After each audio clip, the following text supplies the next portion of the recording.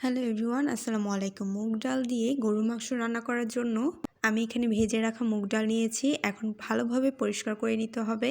পানির সাথে কয়েকবার ভালোভাবে ধুয়ে নিলেই কিন্তু পরিষ্কার হয়ে যাবে।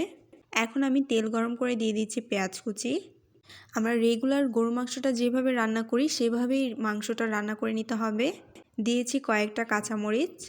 এখন কিছুটা সময় পেঁয়াজ মরিচটাকে একটু ভেজে নিব। দিয়ে দিতে হবে আস্ত গরম মশলা।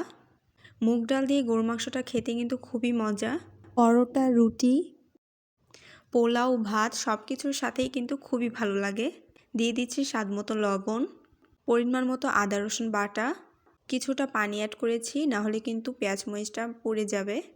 আমরা রেগুলার রান্নাতে যেই মশলাগুলো অ্যাড করি আমি সেগুলি এখন দিয়ে দিচ্ছি।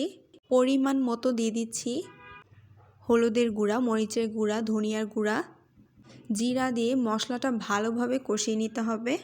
আর যে কোনো মাংস রান্নার ক্ষেত্রেই যদি মশলা ভালোভাবে কষানো না হয় তাহলে কিন্তু খেতে ভালো লাগবে না।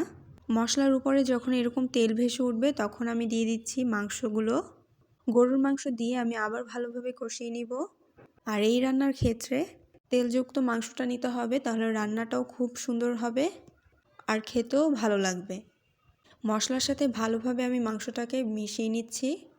মুগ ডাল দিয়ে আপনারা যখন বিফটা রান্না করবেন তখন কিন্তু পানির পরিমাণটাও একটু বেশি দিতে হবে। পানির পরিমাণটা কম দিলে ডালগুলো কিন্তু ভালোভাবে সিদ্ধ হবে না। আমি এখন কিছুক্ষণের জন্য ঢেকে রাখবো।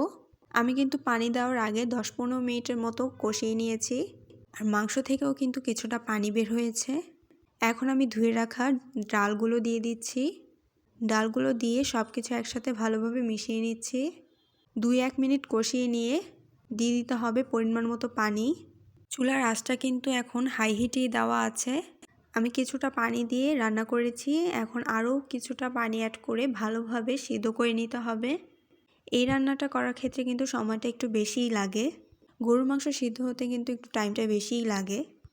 আর সাথে ডাল দেওয়া হয়েছে, ডালটা সিদ্ধ হতেও কিন্তু একটু সময় লাগবে। কয়েকবার আমি নেড়েচেড়ে দিচ্ছি। সব কিছু যখন ভালোভাবে সিদ্ধ হয়ে আসবে রান্নার শেষে এখন দিয়ে দিচ্ছি জিরার গুঁড়ো। মাংস রান্নার পরে এরকম জিরার গুঁড়ো দিলে কিন্তু টেস্টটা খুব ভালো আসে। রান্না হয়ে গিয়েছে মুগ ডাল দিয়ে গরুর মাংস। আপনারা কে কে এইভাবে খেতে পছন্দ করেন আমাকে অবশ্যই কমেন্টে জানাবেন। আর যারা এখনও খাননি বাসায় অবশ্যই ট্রাই করবেন।